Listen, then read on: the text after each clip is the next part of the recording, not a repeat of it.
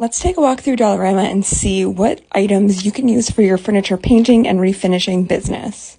Starting out with these Betty Crocker $3 measuring cups. They're great for portioning out paint if you are mixing colors. There are lots of options for scrub brushes between $2 to $2.50, and they're great for getting into the little nooks and crannies and really deep cleaning your pieces. There's various reusable gloves. The vinyl ones are great for staining, and the rubber ones are great for cleaning because you can use them multiple times.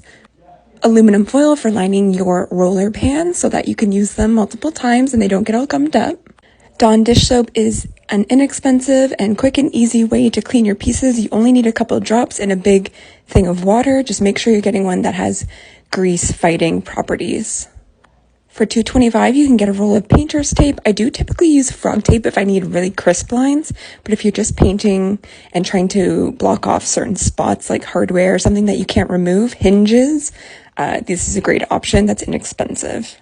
For $3.50, you can get the LePage Speed Dry Polyfilla to fill in any nicks or chunks that come out of wood that you need to fill before you paint.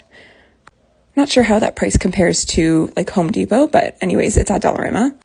These window scrapers with an extra razor blade for $2.50 are great for getting, if you get any paint on glass or a mirror when you're painting, you can just get it off easily. Of course, there's tons of foam brushes, rollers, paint brushes. I kind of just use the paint brushes for chip brushes because they're not the best quality, if I'm being honest. These paper treat bags are the perfect size. This is what I put my thank you cards, business cards, extra paint, etc. in when somebody's picking up a piece of mine. But if you don't want to do all that, these cute little craft tags are perfect just to write a quick thank you on, maybe put a stamp with your logo or branding and just tie it to the piece around like a handle or something. These little craft bags are perfect to put extra paint in, like the containers. And these are the containers I use. This is like the larger version. There is a smaller one that was out of stock, but it's $1.25 for 6. You can't beat the price.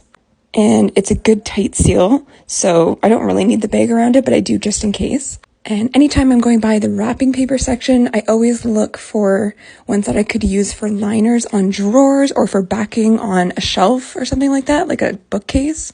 In the spring and summer, you see some really cute floral ones that are great. Sometimes they're more like themed, like birthday or wedding and that kind of stuff, but I'll get these ones that are kind of floral to be used for like little girls' rooms, and they have colors as well.